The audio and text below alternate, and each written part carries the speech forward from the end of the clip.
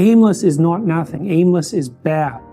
Nietzsche said if you had a why, you could bear any how. Most people find the meaning in their life through responsibility.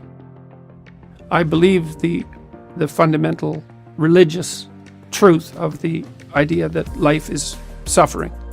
It's suffering because we're mortal and fragile, and because we're also subject to malevolence at our own hands and at the hands of others. It's a constant existential problem. And that can make you bitter and can make you hopeless and nihilistic and depressed and anxious and likely to abuse substances of various sorts as a medication or an escape. It can augur you in a very large number of ways. And I'm suggesting to people that there is a way out of that.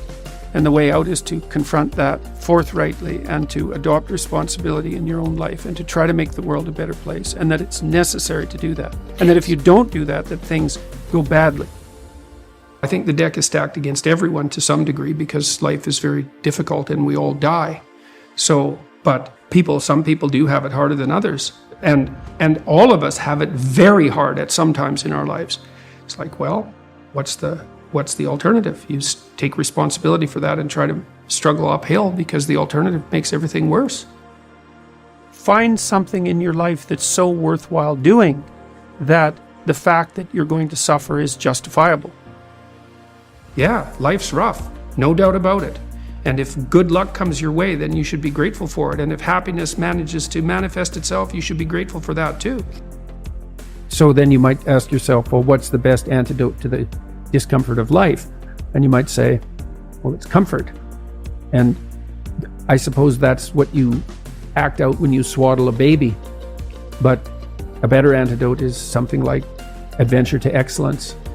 And that's far better antidote to suffering than the mere absence of suffering. So not to say that the mere absence of suffering, that's not nothing. I've been a psychotherapist for 20 years. I've seen things you can't imagine, horror shows that you can't fathom, and people who have been hurt in so many ways, so many dimensions. It's like, should they be bitter? Should they be resentful? Should they become violent?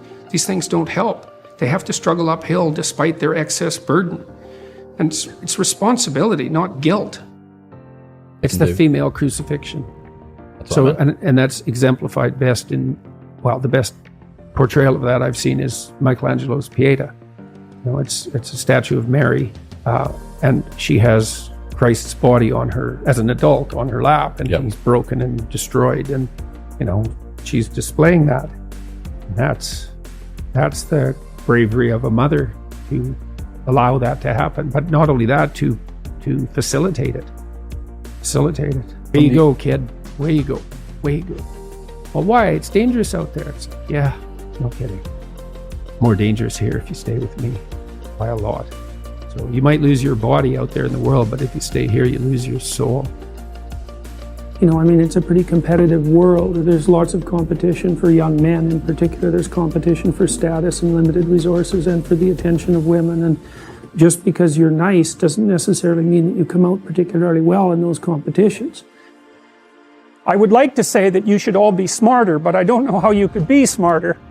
We don't know anything about how to improve intelligence, and I suppose we don't really know anything about how to improve industriousness either, but I can tell you that people who are industrious come up with a strategy for solving the problem that's ahead of them, and then they do whatever they can to stick to the strategy. And so, for example, if you sat down today or tomorrow for a couple of hours, 3 hours, and you filled in a Google Calendar, whatever you happen to use, with a strategy for studying and a list of when all your assignments are due and all of that, and when you're going to sit down and study, then you won't be in a position where you have to cram for 10 hours a day hopelessly right before, an important exam.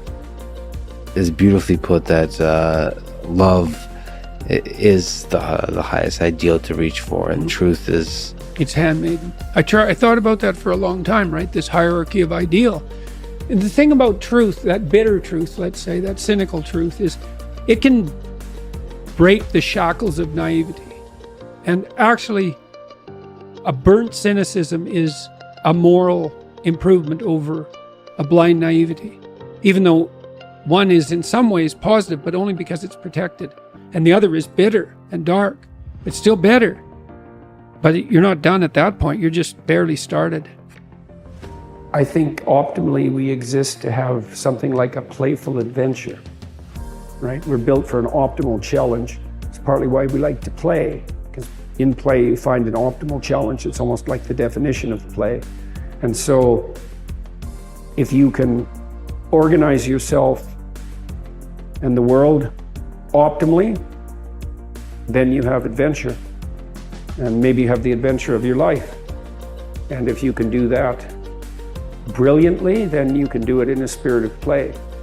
That's what you need and want. I saw an endless repetition in my clinical practice and in my own private life when my eyes were open, the consequences of not saying what was true. It's like whatever hell you might fall into by opening your mouth when you have something to say that isn't popular, it's nothing like the hell that you're going to envelop yourself in if you lose control of your own tongue and mind. And like I said, in my clinical practice, I never saw anyone get away with anything even once. And so all you have in a situation like that is what is the truth. Now, of course, you only have your approximations to the truth, but that's better than nothing. And so you need to be afraid of the right thing, and you should be afraid of contaminating your soul with deceit. That's what you should be afraid of. What happens is, garbage in, garbage out, the old programmer saying goes, and so you'll fill your head with nonsense and no one will call you on it except you, but you can still that voice if you try hard enough. You just wait until you get in real trouble. One day there'll come a point where you have to make a decision, and the decision is the difference between life and death, or worse, between someone else's life and death, or worse, between health and the suffering that's worse than death. And because you've compromised yourself to such a degree, you will not be able to rely on your judgment, and you will make the mistake you shouldn't make. And then you're done. And that will absolutely happen. Yeah, well, you set what's great against what's tragic. Yeah. What else could you possibly do? And so then you say, well, how do you find what's great in your own life? And part of that is you watch. It's like, when is it that I'm doing something that alleviates my suffering? Right? It's you have to ask that question to yourself honestly. One of the things you have them do is say, well, why don't you just watch for a week? Like, watch yourself like you don't know who you are, and just see when you're not quite as miserable. Yeah. And then let's see if we can figure out what it is about what you're doing in that situation that's lifting the gloom. It's like, okay, there's something in that that's curative, right? And that's something in that that's curative is related to, well, you might say your purpose. It's like maybe part of the reason you're depressed is because you're too isolated. Well, now we can work on that. So let's see if we can increase the amount of time you're spending with your friends by like 20%.